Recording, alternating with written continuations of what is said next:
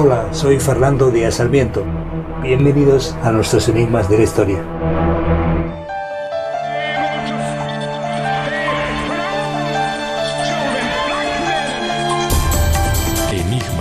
Enigmas de la historia.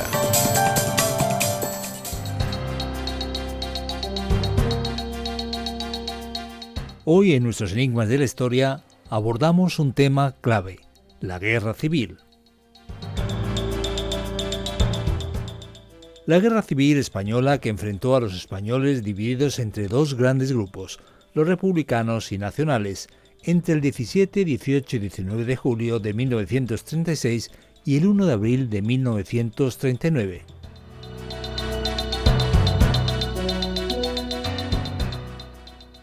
Un tema que ha marcado la historia de España y es momento para descifrar este enigma. Y lo hacemos con Mario Escobar Golderos. ¿Qué tal, Mario? Bienvenido. Hola, un placer estar con vosotros. Pues vamos a adentrarnos a la pregunta del millón. ¿Qué produjo la guerra civil? ¿Cuáles fueron las causas más importantes? Bueno, lo cierto es que la guerra civil entra justo en un momento internacional muy complejo, sobre todo en Europa. La República también había vivido momentos muy difíciles.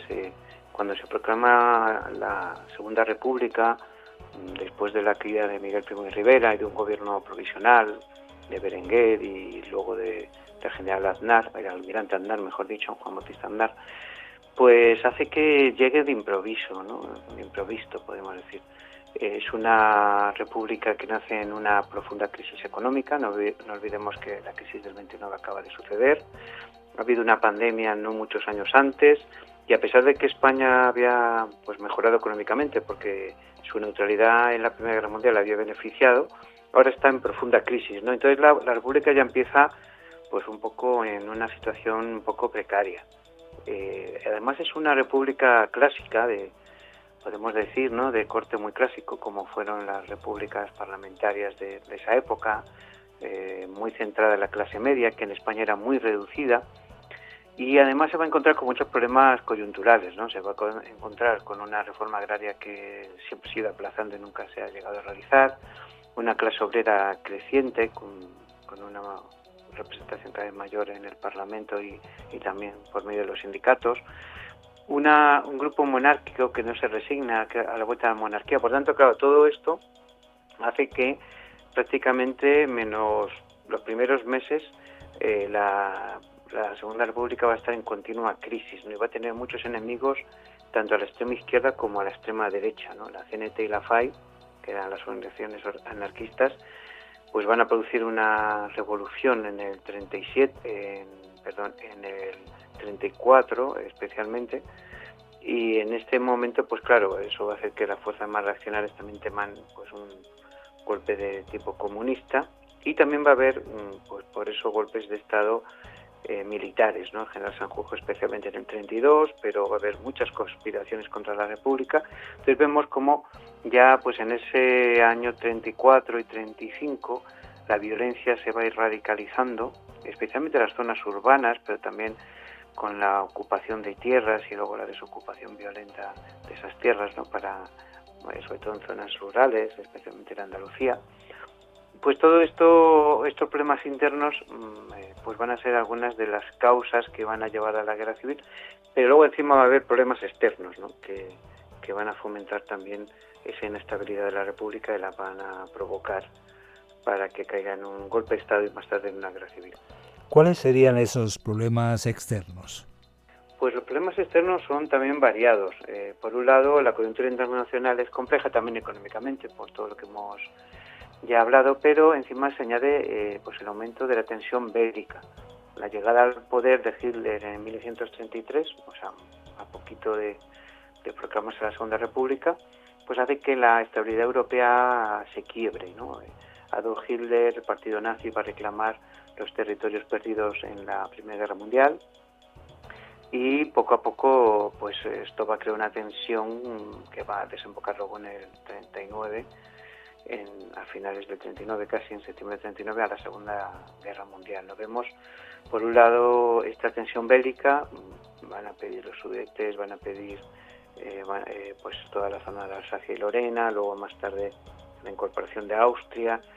Pues las fuerzas aliadas que habían luchado en contra de Alemania y Austria en la Segunda Guerra Mundial van a ir cediendo, y el poder de Hitler va a ir aumentando, tanto militar como diplomáticamente, ¿no? En Italia pasa algo parecido. Italia empieza a reclamar territorios en el norte de África, que había tenido pues una gran participación en el reparto de colonias en África, y al mismo tiempo la Unión Soviética pues va a tener guerras con pues pequeños estados limítrofes. Hay temor a que se expandan, ¿no?, estas ideas. Entonces vamos a ver pues que España se va a convertir en un laboratorio, primero podríamos decir político.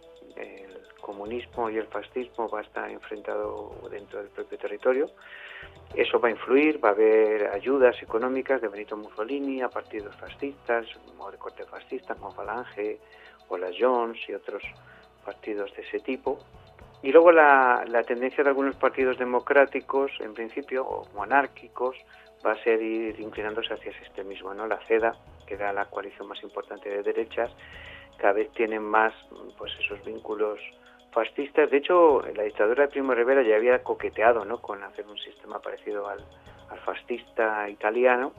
Y luego por el lado de la izquierda, pues sobre todo el Partido Comunista, aunque es muy pequeño, va poco a poco recibiendo ayudas y fuerza por parte de la Unión Soviética, y sobre todo el anarquismo, ¿no?, que era las fuerzas de izquierda más potentes. Esto hace que haya un enfrentamiento civil, hay asesinatos, hay ejecuciones, y el laboratorio político ya está preparado. Por tanto, el factor internacional afecta sin duda. ¿Y qué podemos decir de la injusticia social? ¿Hasta qué punto esa España fragmentada, con diferencias sociales, tuvo que ver con el desarrollo de la guerra civil? Sin duda las diferencias sociales eran muy importantes, ¿no? Justo no solo en España, ¿no?, también había estados como Portugal y en parte Italia.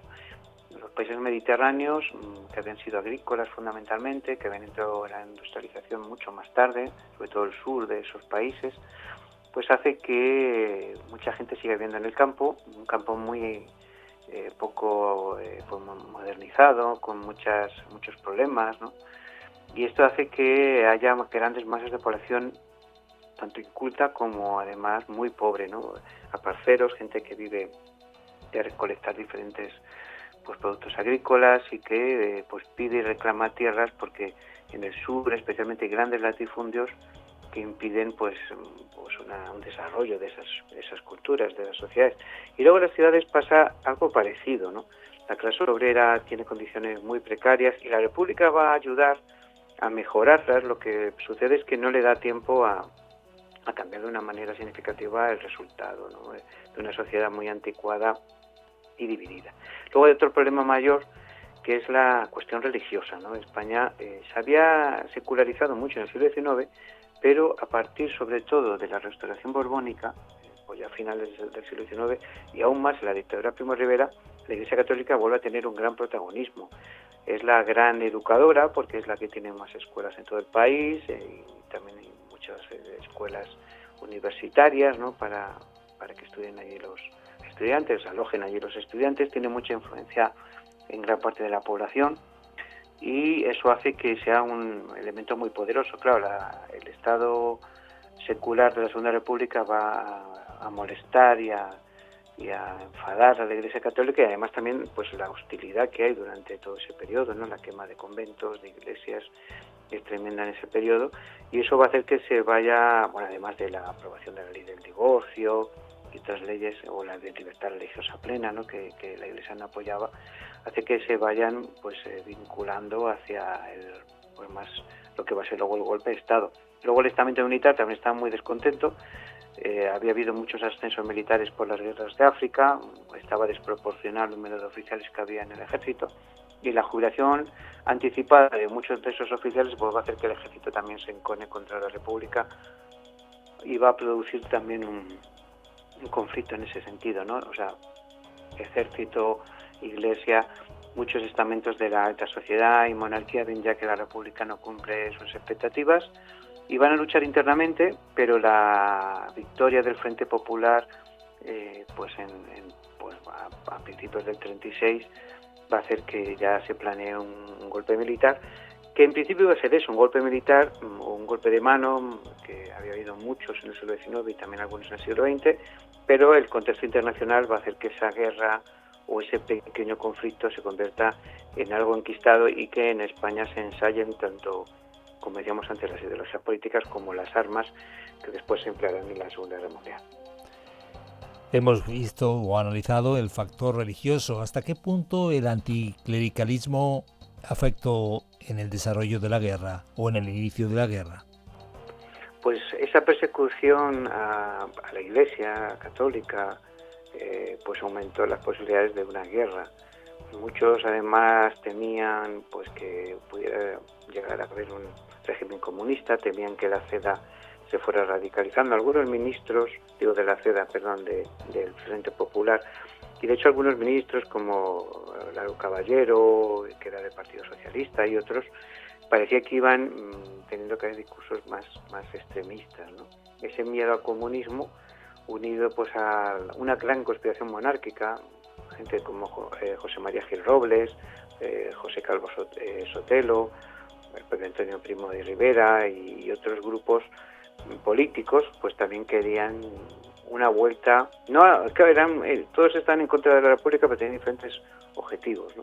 Unos tenían objetivos monárquicos, otros pues bueno, una república mucho más seguramente centrada o incluso más de derechas, pero la cosa es que se unen todos para ese golpe de julio del 36 que va a terminar pues con la Segunda República y que va a pues dar paso a una larga guerra civil muy cruenta, de las más cruentas del siglo XX, que va a llevar al país al desastre económico. Es como una especie de suicidio colectivo que va a convertir a España pues en un país pobre, atrasado y aislado, ¿no? Porque tras la Segunda Guerra Mundial España y esa guerra civil va a quedar pues en una especie de control y cerco económico, ¿no? Que pues va a desembocar en una posguerra casi tan dura y difícil como la Guerra Civil Española.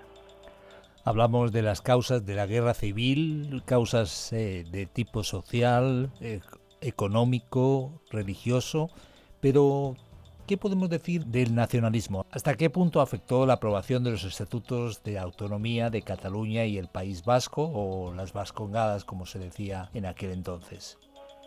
Bueno, la verdad es que también otro de los grandes puntos de desestabilización de la República fue los intentos autonomistas y luego independentistas, ¿no? España siempre había estado unida por la monarquía, o sea, lo único que vinculaba en el fondo a todos los países era precisamente eso, ¿no? El rey. Cuando la República desaparece, parece que ese vínculo también, y aunque al principio pues la Generalitat de Cataluña y también pues Euskadi, ¿no? El País Vasco también, incluso otros deseos de autonomía que había en Galicia parecen, bueno, en cierto sentido estar en consonancia con lo que está sucediendo en el resto del país y apoyan la República. La verdad es que desde el principio empieza a haber mucha desconfianza, ¿no?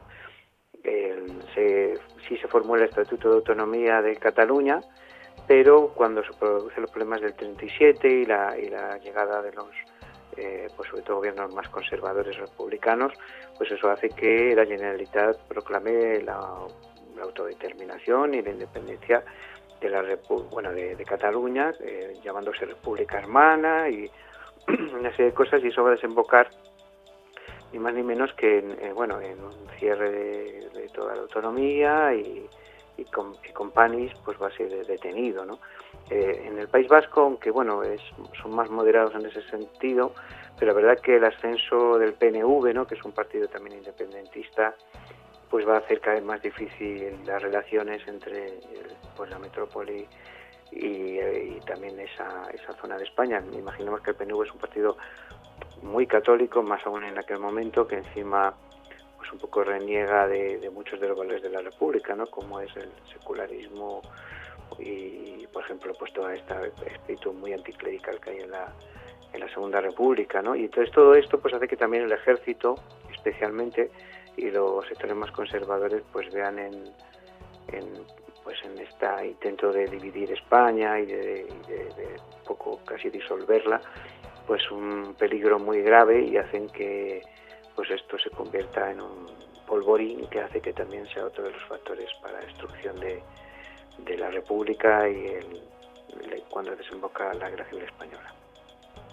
Salvando las distancias, parece que estamos en una especie de déjà vu, pero tenemos en cuenta el nacionalismo, pero también, ¿qué podemos decir de la radicalización de la vida política? ¿Hasta qué punto este elemento afectó, fue un elemento detonante? Bueno, pues como bien dices, la verdad es que hay similitudes, ¿no?, entre pues la España actual, la España de la Guerra Civil. Son momentos muy parecidos, porque por un lado hay mucha inestabilidad política, el nacionalismo más regionalista pues reivindica cada vez ya no solo autonomía sino independencia en muchas zonas. Esto se une a una crisis, ¿no?, en aquella época, pues una fuerte crisis de valores como la actual, que llevó después de esos locos años 20, ¿verdad?, que tanto se habla, pues a un aumento del poder de las ideologías más extremistas, ¿no? El comunismo parecía superado en Occidente tras la caída del muro de Berlín. En cambio, pues vemos que en los últimos años va cogiendo de nuevo fuerza y tono, ¿no?, y se enfrenta al mundo, ¿no?, en muchos sentidos. Luego vemos el resurgir de Rusia, ¿no?, en el mundo europeo. Vemos la inestabilidad que produce también hechos como la crisis económica que hemos atravesado, la pandemia. Pues todo esto, la verdad, es que va sumando a una inestabilidad internacional que también genera una inestabilidad nacional, ¿no? Y vemos pues que todos estos factores que produjeron, ¿no?, en la Guerra Civil Española, en muchos sentidos se están pues repitiendo en la actualidad. Junto a la radicalización de la política encontramos la radicalización de la sociedad. ¿Hasta qué punto la convivencia resultaba cada vez más difícil en España y debido a esta situación se produjo la guerra civil? Pues sí, la verdad que esa inestabilidad política y social, pues al final fue como la gasolina, ¿no?, el caldo de cultivo necesario para que España entrara en una situación de guerra, ¿no? Es un problema que a veces sucede en las sociedades muy desiguales, ¿no? Es otro problema actual, ¿no? Cuanto más desigual es la sociedad, más tiende a radicalizarse, ¿no? La violencia de los últimos meses de la República, el asesinato de varias personas relevantes, la venganza, ¿no?, los pistoleros que llamaban, ¿no?, en la calle para asustar a la población, pues hizo que esa violencia, que primero era verbal, acabara siendo después ya física, y eso desembocó en una espiral de violencia que llevó a la guerra civil. Es cierto que a veces se exageraba por medios de comunicación de la época, ¿no?, o por los discursos muy inflamados del Parlamento, esa violencia que era reducida en cierto sentido, pero sin duda, por ejemplo, el asesinato de José Calvo Sotelo pues hizo que era un político de derechas, pues hizo que pues se disparara, ¿no?, ese polvorín que lleva a la guerra civil, y también el asesinato del teniente Castillo, ¿no?, que era un teniente de la policía muy conocido y que era también podemos decir, de extrema izquierda. Pues todos estos pequeños incidentes pues desembocaron en lo que iba a ser un golpe de Estado, ¿no?, porque yo creo que en principio nadie pensaba que iba a ser una guerra civil. Si luego se prolonga es por esta ayuda internacional que va alimentando la máquina de guerra, y porque Francisco Franco sabe que si es una guerra corta él no va a poder mantenerse en el poder. En cambio, si es una guerra larga en la que se desestabiliza, prácticamente destruye pues todo lo que hay construido, ¿no?, y hay un país arrasado, pues va a ser más fácil para él gobernar. Hemos hablado de los factores y de las causas que originaron la guerra civil, pero no podemos dejar de lado el analfabetismo. ¿Hasta qué punto este elemento afectó al desenlace fatal de la guerra civil? Bueno, España entra en el siglo XX siendo uno de los países europeos con más índice de analfabetismo. Pensemos que mientras que en muchos países prácticamente ya el 90 o el 80 y mucho por ciento de la población, sobre todo masculina, estaba alfabetizada, en cambio en España los índices eran mucho más bajos, ¿no? apenas el 30% de las mujeres, no llegaban ni siquiera al 40%, y sobre todo en zonas urbanas estaba alfabetizada. A veces el 50% o 60% en algunas zonas de los hombres, pero había zonas enormes del país, pues pensemos por ejemplo en todo el sur de España, en las zonas rurales, y de Madrid hacia abajo especialmente, que los índices de analfabetismo eran muy altos. Eso hace que la población sea más fácilmente manipulable, que las consignas pues enseguida encajen, ¿no? en formas de pensar, porque son más sencillas, ¿no? Que no tienen un elemento muy crítico, y eso hace que vaya empeorando pues esa situación política y desemboque en una guerra terrible, ¿no? Como fue la Guerra Civil Española. Es momento de conclusiones, Mario. ¿Con qué nos quedamos? ¿Qué aprendemos de nuestro tema de hoy, de los orígenes de la Guerra Civil?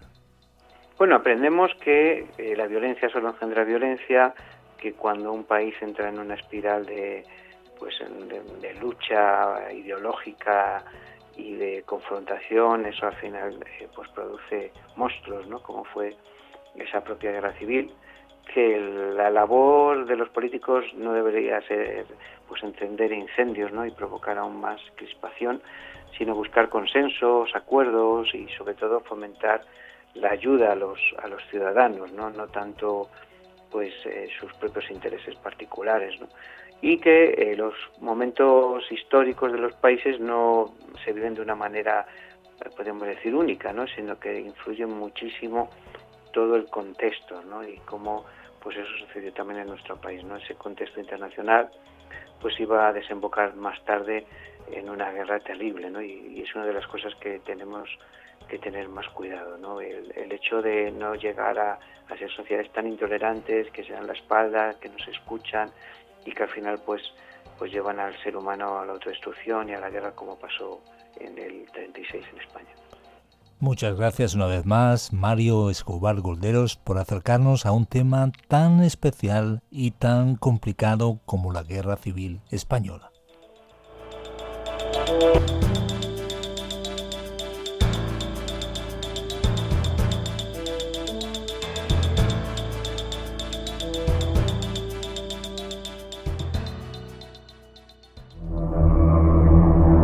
Gracias por estar con nosotros en nuestros enigmas de la historia. Síguenos en las redes sociales. Suscríbete a nuestro canal.